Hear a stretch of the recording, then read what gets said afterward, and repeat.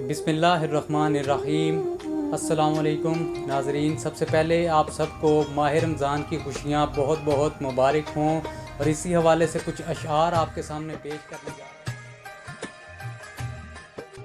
कितना अजीम देखो मेहमान आ गया है, यानी कि फिर से माह रमज़ान आ गया है।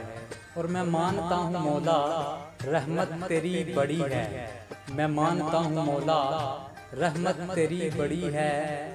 रमज़ान भी ये तेरा एहसान आ गया है।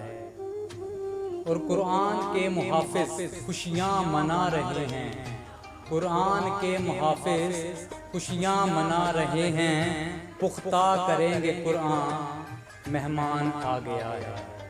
और मुस्लिम तो खुश हैं लेकिन कुफ़ार है परेशान, मुस्लिम तो खुश हैं लेकिन कुफ़ार है परेशान। दुनिया में नेकियों का तूफ़ान आ गया है। रोज़े रखेंगे सारे पुख्ता है ये इरादा, रोज़े रखेंगे सारे पुख्ता है ये इरादा।